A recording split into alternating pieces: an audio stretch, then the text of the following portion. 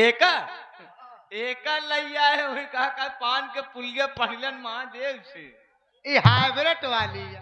वही हाईवे के बगल ही से लैया है। पागल है काम शंकर जी फीलिंग है। नहीं या शंकर जी एक आवा पार्वती माता आओ। अच्छा तोर माई है का है सारे उसारे हमार माई है तू सारे हमार बाप बन बे। ना ना ना ना, हम बाप न बने। मारा तो सारे हम बाप एक राखी न पाओ तो बाप का बने। काहे न राख पाऊ बे। नहीं ना ऐसी छोटवार हो तो राख ले। मतलब क्या कहता है समझ नहीं पाओ। दूसर बोलता है यो। अच्छा तोरे बहनी की बात करता है। अरे ए जी बोले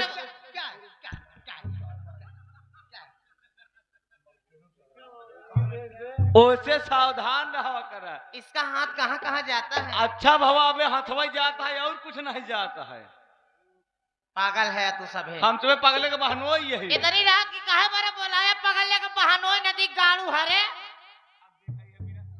देख अब बिना फोटक वाली बात करते हैं। फोटक वाली नहीं फोरे वाली बात करती है। फोकट वाली बात भगवती गाड़े। कभी तो का गरिया होती है हमका ना तय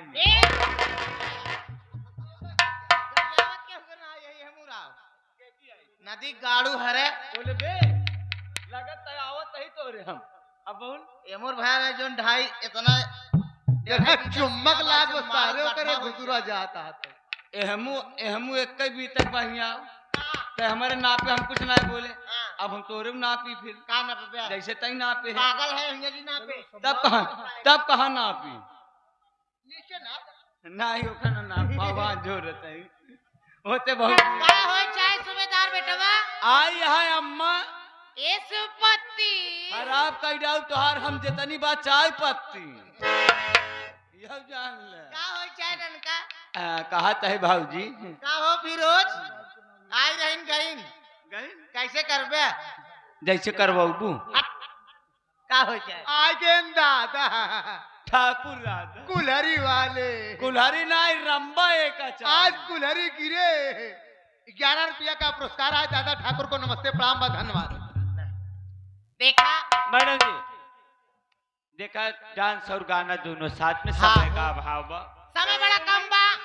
काम ज्यादा 5 मिनट के लिए आई हूँ 5 मिनट में चली जाऊंगी। काम बड़ा ज्यादा बा। ये माननीय हमारे प्रधान जी और सब्बीर साहब हाँ जी हाँ जिनके सौजन से कार्यक्रम हो रहा है साथ साथ आए हुए हमारे मास्टर साहब इधर हमारे हसीब भाई बड़ी दूर से लोग आए हैं कार्यक्रम का हमका लगा आनंद लेने। हमका लगा था गुरुजी सोई गए का न जा अच्छा जागत हाँ आप हम कह के हाँ यहाँ कहना का नहीं चलो ठीक बा कैसे आए है कि छोड़ के गजल करे बाद सारी फरमाइश सोए सैया अरे जिया तो हमार ले जगरी फरमाइश करबे कुल फरमाइश होए घबरा जी कहा नाम बा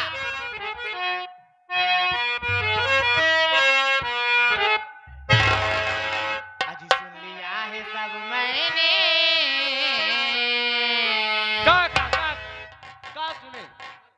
का सुने वहाँ जवन तू छिनरा बहत रहा है वही सुने से और का हाँ सारे करा था ना अजी सुन लिया है सब मैंने अजी जो तुम्हें सुनाना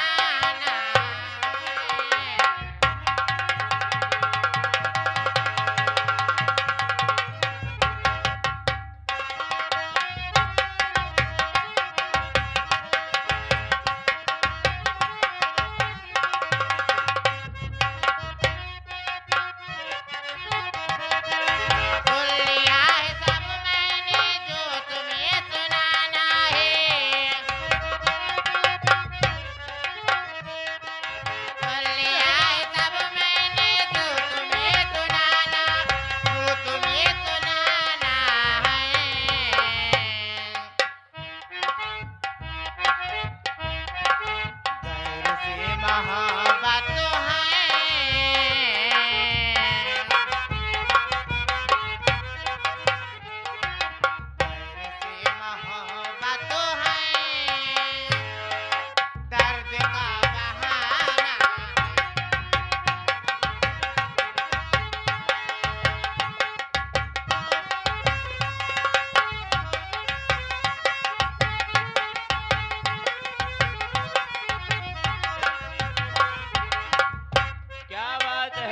भाई बोलो भाई। इधर से आ गए। सुन लिया है सब मैंने जो तुम्हें सुनाना है।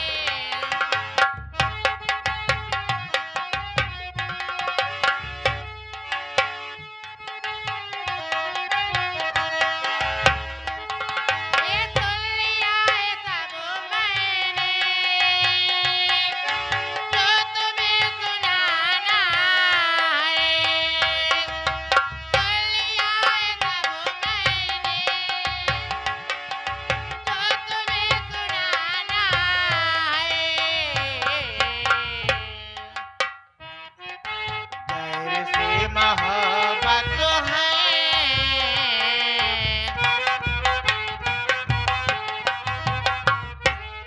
ये गैर से मोहब्बत है। दर्द का बहाना है।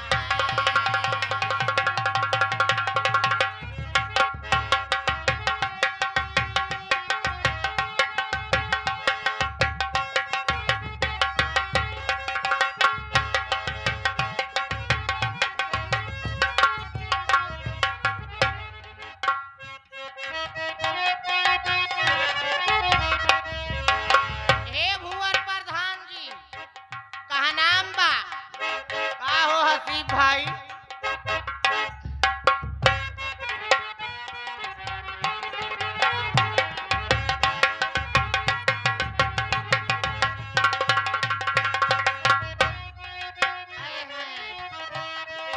आप सामने रहिए, मैं की क्या जरूरत है?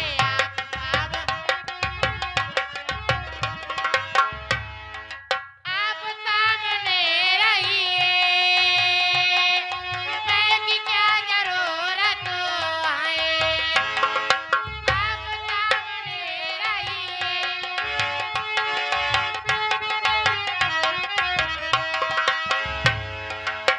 आ गए ये हमारे राज कपूर प्रधान जी।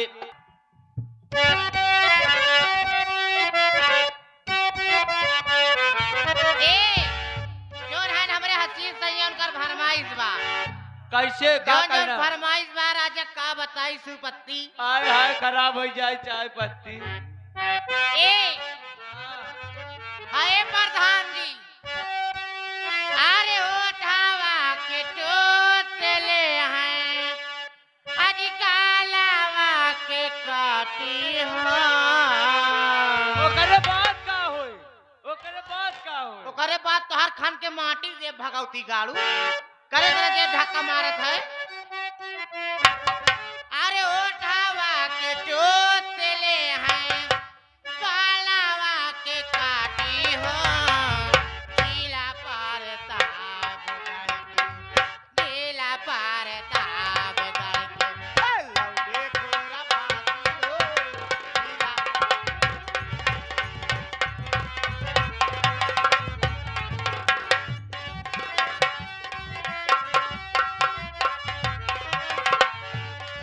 ये आ गए माने हमारे हसीब भाई, उनकी ले हैं कालावा के काटी हो। उठावा के चोट ले हैं, कालावा के काटी हो। नीला पार ताप गई, नीला पार ताप गई। देखो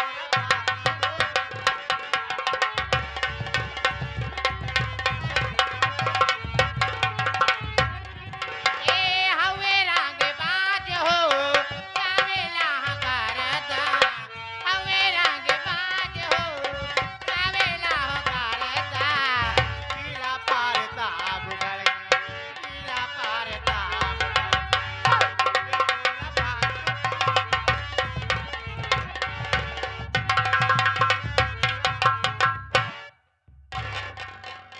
हमारे प्रयागराज के कौनो रणुआ कम ना है ने। के अब भाई प्रधान जी गरमात हैं धीरे धीरे। हम पदार्थ देते तो तू कहा कि प्रतापगढ़ का लौटन हमारे खिया के सबसे ज्यादा उजड्डी बुढ़वा यहाँ नहीं मजाक नहीं करते है। एक बुढ़वा दमगढ़ दिखाने ना जब से आई। अरे यहाँ कहती बैठा है ना दादा ठाकुर कुल्हरी वाले। अच्छा उधार और फार लगा के बैठा सोचा था कब जल्दी पाई चीरी है गेम। वही हमारे उमेश यादव गुरुजी मास्टर साहब जो कि नेवादा की सरजमी से चल कर आए हुए हम सबके बीच में 201 रुपया आपके लिए आया हुआ है स्पेशल में प्रणाम बा मास्टर साहब से। और साथ ही साथ गुरुजी की तरफ से 101 रुपया पुरस्कार हमारे लिए आया हुआ है।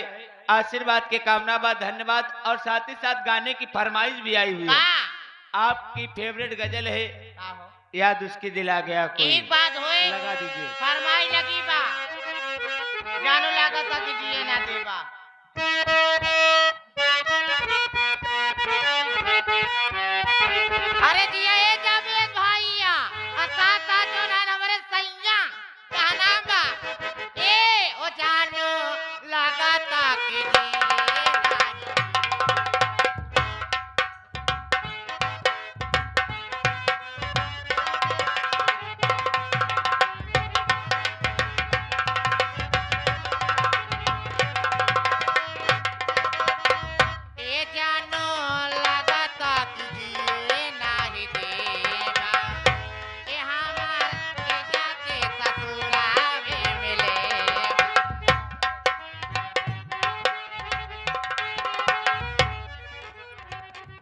आगे हमारे बुचुन्नी अंडा वाले।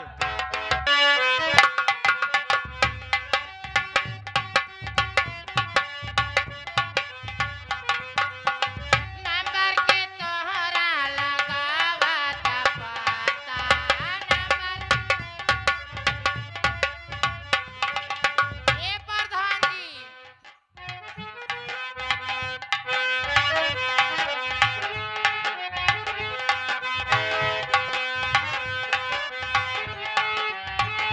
आगे भाई हमारे दादा ठाकुर कुल्हरी वाले। हे माता साहेबा अजिया उसकी दिला गया कोई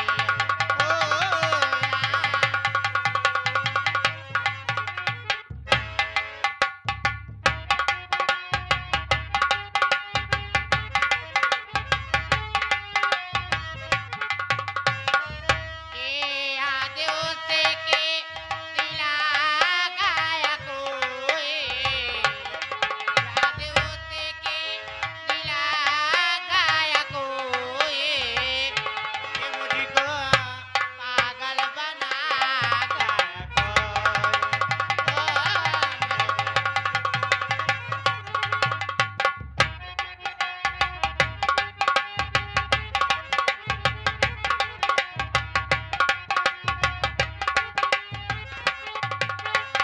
शहर में छोड़े ताने हाय अकेला शहर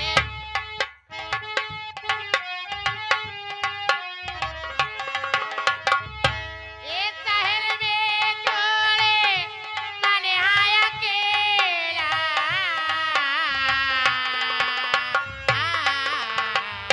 ए शहर में छोड़े ताने हाय अकेला शहर में छोड़े ताने हाय अकेला ओ गाँव वापस चला गया कोई ओ गाँव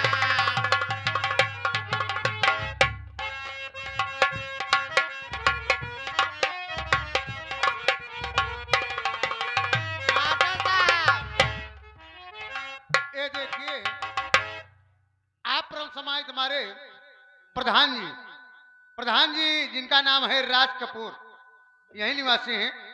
आप साहब की तरफ से 101 रुपए का पुरस्कार है और फरमाइश से अभी छोटी हूँ बालम जवान होने इन्हीं दो। के पास सारी फरमाइश होए जी हाँ कहा नाम बा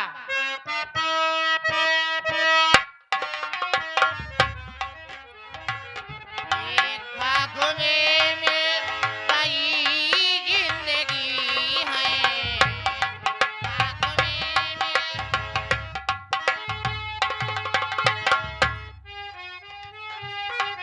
एक फागुने में कई जिंदगी है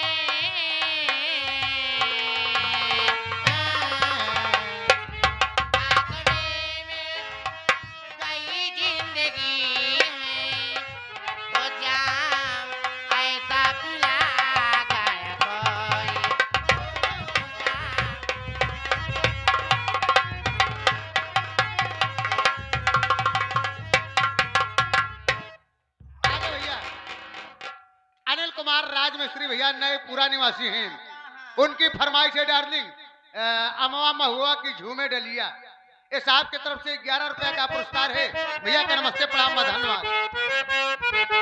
ए हसी सैया कहां के बुचुन्नी अंडा वाले बुचुन्नी अंडा वाले वैसे बेचारी वो तो हो के भाई चाह कहां गए तोरे काका जोन टेवत रहे ना बता के अब आगे ना आऊ पे दादा ठाकुर कुल्हरी अपन तैयार करा तो ए अरे ओढ़ के राजैया राजा चुम्मा लैला अरे ओढ़ के राजैया राजा चुम्मा लैला चुम्मा लैला चुम्मा जम्मा देवे और कुछ न देवे आ दादा का मन कहे से मोहन ते दांत बान आई उनके ना ना तोरी तिरा न हो आमई ले धक्का मार के पागल सारी अरे ओढ़ के राजैया राजा चुम्मा लैला चुम्मा लैला चुम्मा लैला ए तनिक तो हमके देखा तनिक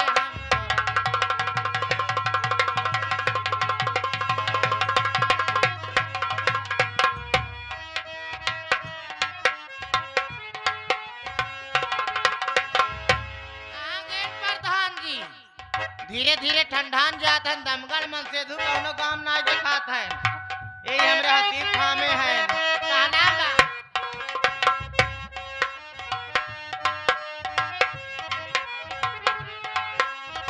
ए 4 महीना राजा ठंडे के दिनवा ठंडे के दिनवा सैया 4 महीना पिया ठंडे के दिनवा ठंडे के दिनवा राजा ठंडे के ओढ़े के रजैया एक चुम्मा लैला हसीबा ओढ़ के रजैया हसीब चुम्मा लैला चुम्मा लैला चुम्मा लैला तनिक तो हमके देखा तनिक हम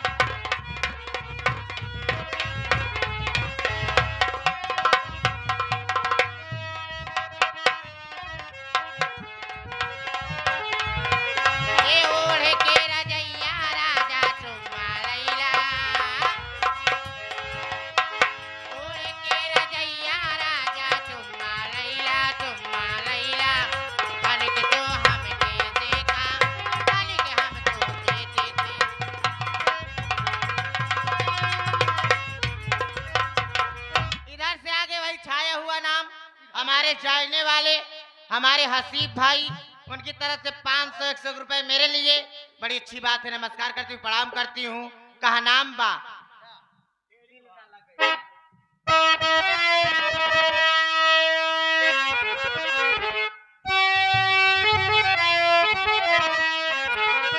हम जानते हैं बगले इमरान खड़ा है ना उन्हीं करवावत है फरमाइश कहना बा अरे दिल ना लगई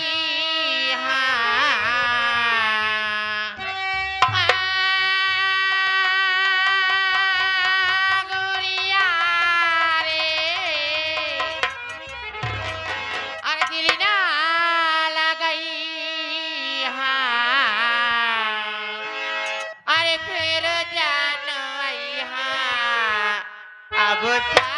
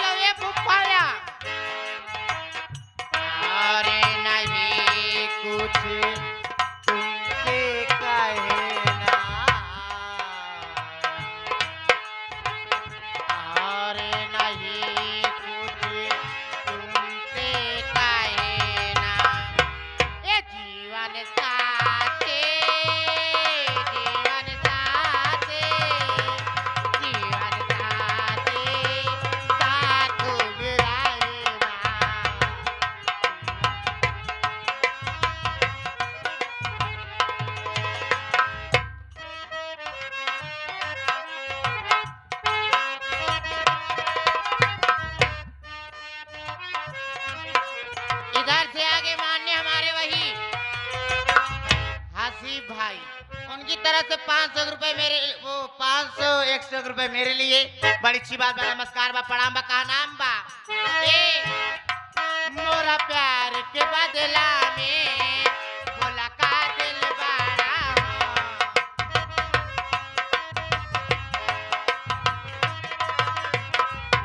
ए मोरा प्यार के बदला में बोला का दिल बड़ा हो। तो जब दिल बड़ा हो दादा का दिल बड़ा हो। तो जब दिल बड़ा हो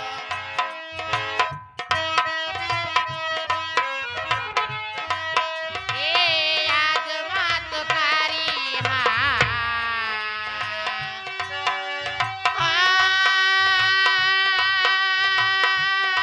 गुड़िया रे याद मत करी हाँ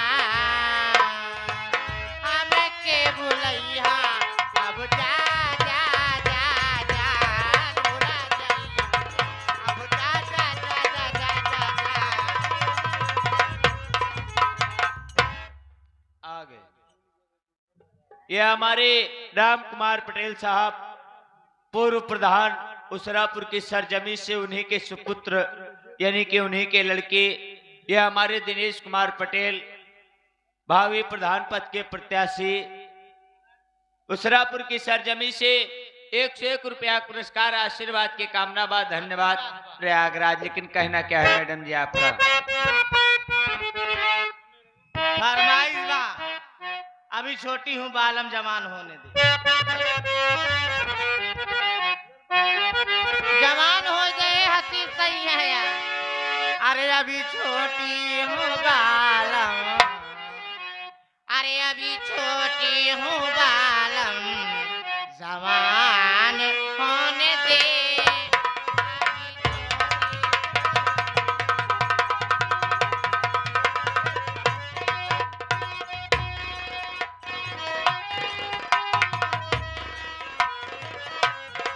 अभी छोटी हूँ बालम जवान होने दे। अभी छोटी हूँ बालम जवान होने दे। मेरे गालों पे मेरे गालों पे मेरे गालों पे दिल का निशान होने दे।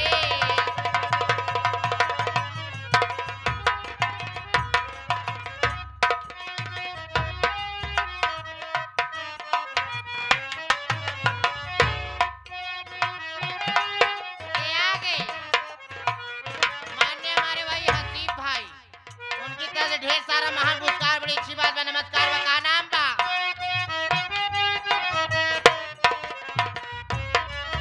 ये पहिली जवानी मोरे आखिया पे आए।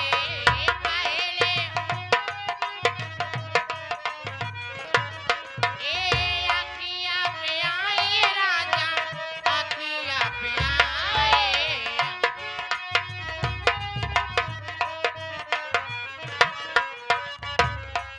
अभी छोटी हूँ बालम, अभी छोटी हूँ बालम जवान होने दे।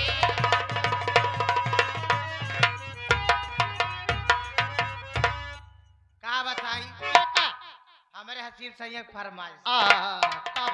काबा दे दी का नाम बा का नाम बा?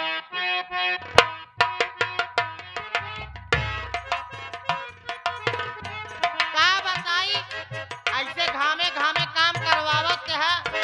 कई दिन चलब हम ए सारी घामे घामे काम आय मैया मर गई रे। सारी घामे घामे काम हमार चार गइल काम ले ले औ त्या केरे मिया।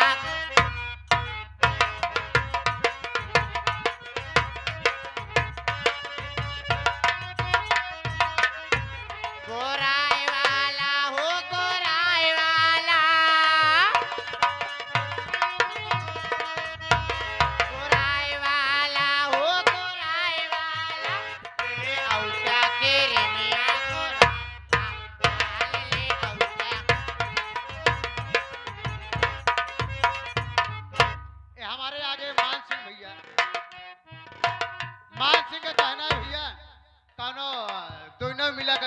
आप सुनाई दे।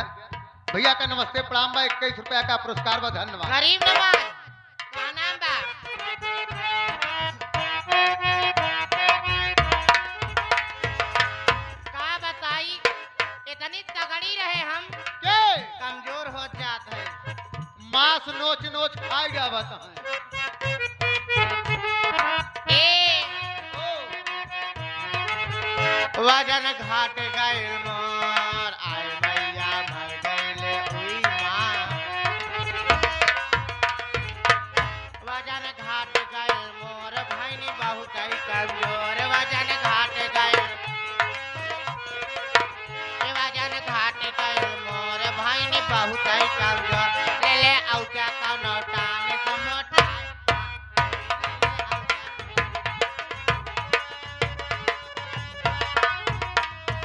मोटाई वाला हो मोटाई वाला मोटाई वाला हो मोटाई वाला ले ले औटा कौनो टाने से मोटा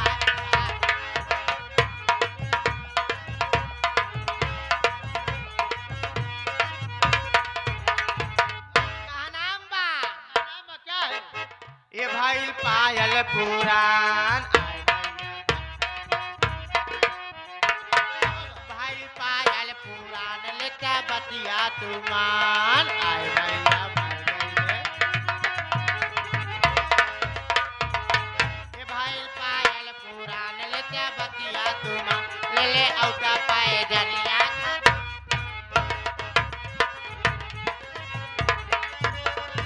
बाद में क्षमा क्षम होए राजा हो तो है कई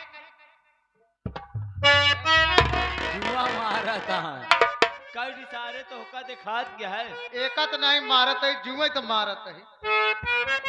तोहरे मोहे लगबई बेकार है शायद।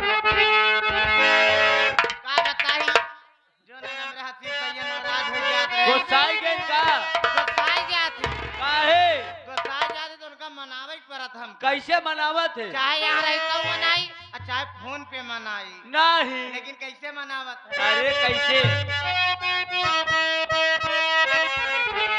का हो प्रधान जी घूम के आई गए ना आप कहा नाम बा अरे कैसे मनाई राम कैसे मनाए राजा हो तो है कैसे मनाए राजा हो तो है कैसे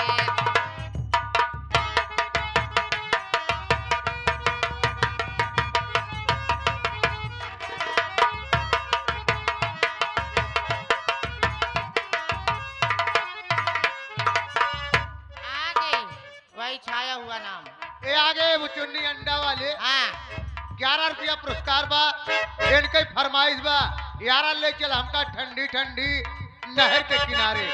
और भैया की गीत जरूर हो जाए, बगलिए बैठा वहाँ का वो चुन्नी तोहरे बना।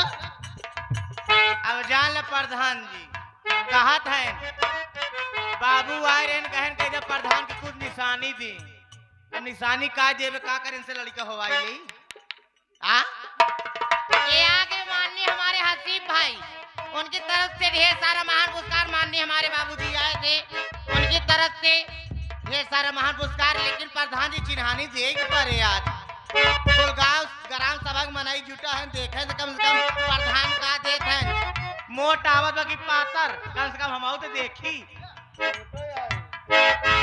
कैसे मनाई राम कैसे मनाए राजा हो तो है कैसे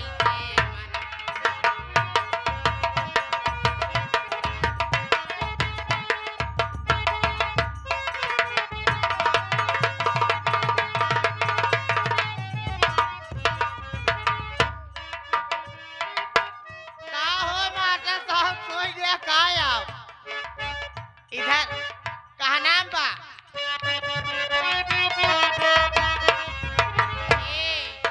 पिता बल पनवा तो आई गई जब क्या बताई जब बचपन रहा तो बात के बात रही जब बल पनवा चला कर जवान हो गई है पिता बल पनवा तो आई गई जवान पिता बल पनवा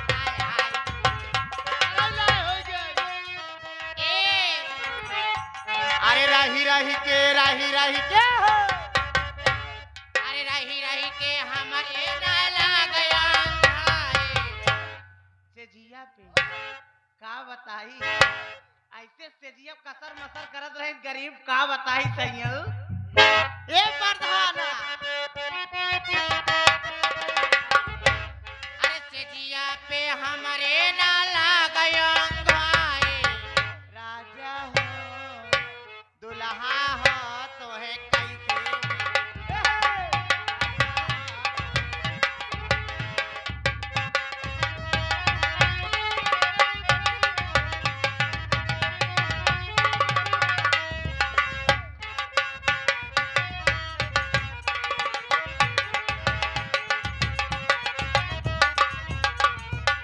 प्रधान जी का कहा बाबू इन्हें बताए ना है कपल पनवाता आई गए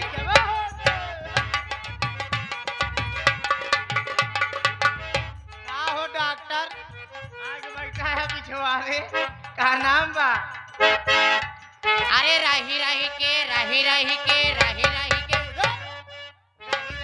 हमारे नाला गया ए हसी राजा हो दुल्हा हो तो है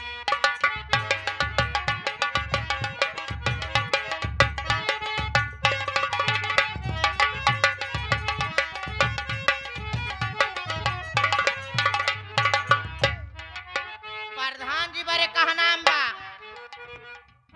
अरे हो बाल माँ अरे हो साजना बाबू हो जौन कह के करे भाई कहता है अरे हो बाल माँ अरे हो साजना कुछ दैदा निशानी ओए बाल माँ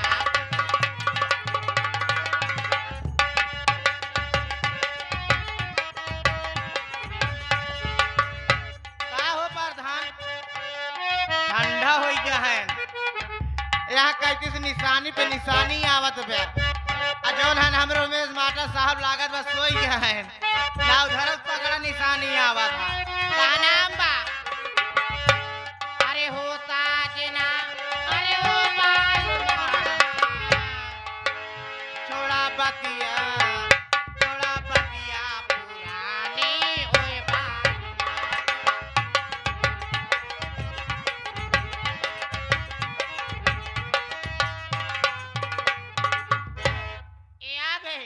माननीय हमारे हसीब भाई उनकी तरफ से ढेर सारा महान पुरस्कार बड़े अच्छी बाबा नमस्कार बा प्रणाम बा प्रधान जी के नाय देखा देबे कैसे करी बाबू कहा नाम बा ए हम काले चल यारा ठंडी आइए हम काले चल यारा ठंडी नहर के किनारे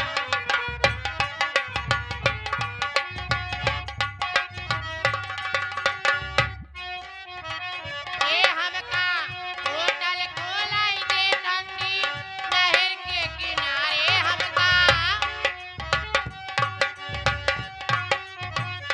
ए हमका होटल खोलाई दे ठंडी नहर के किनारे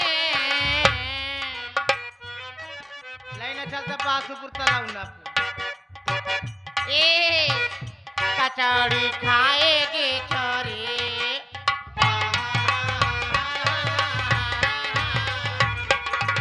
कचौड़ी खाएगी छोरी ए गोलू भैया कचौड़ी खाएगी छोरी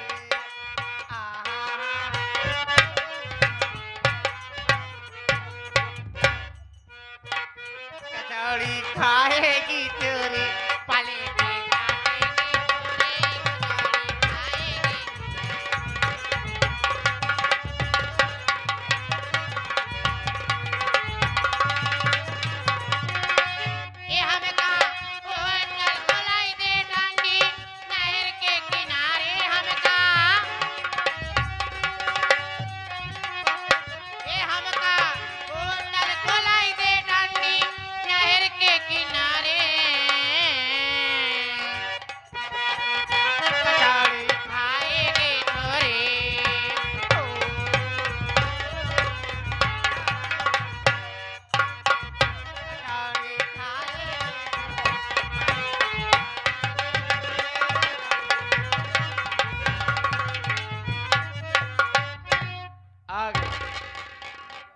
वही हमारे गुरुजी अच्छा नेवादा से चल कर आए बड़ा हुए हैं। सम्मान करा थे, बड़ा सम्मान हम सब दे ही थी जी हाँ, मास्टर साहब के। मास्टर साहब की तरफ से ये 500 की नोट में से 201 रुपया आपके लिए स्पेशल में, और 101 रुपया गोलू भाई के लिए, और 101 रुपया हमारे नकारे पे संगत करते हुए गरीब उस्ताद के लिए, और साथ ही साथ ये हमारे ढोलक पे संगत करते हुए अरुण भाई के लिए हाँ 101 रुपया पुरस्कार बा, आशीर्वाद की कामना बा, धन्यवाद। और साथ ही साथ आगे जी हाँ, ये हमारे दिनेश कुमार पटेल जो कि उसरापुर की सरजमी से, और साथ ही साथ राज कपूर प्रधान जी की तरफ से 101 रुपया पुरस्कार बा, आशीर्वाद की कामना बा, धन्यवाद। और आदेश आवता है कि मैडम जी तमाशा जरूर जरूर।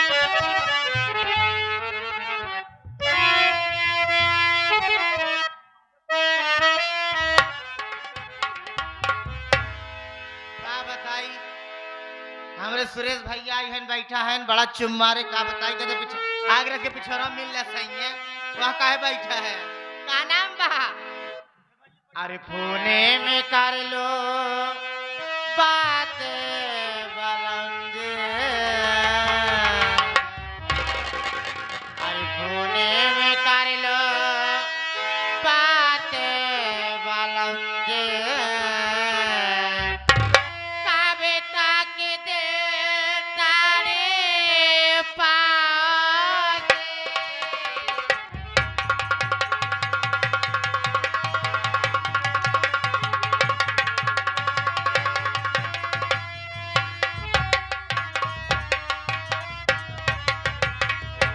कोने में कालो बाते है बालंची, कविता के दिल तारे पाओगे।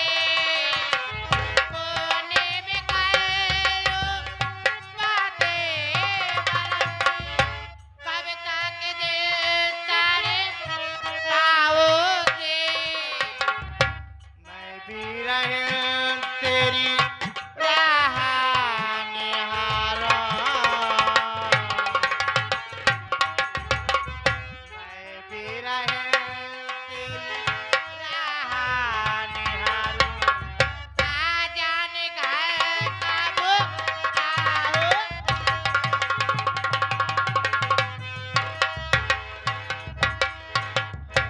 आगे वही हमारे बुचुन्नी अंडा वाले 11 रुपया पुरस्कार बा, गाना फरमाइश बा बुचुन्नी अंडा वाले का, बेदर्दी चुम्मा लेके चले गए।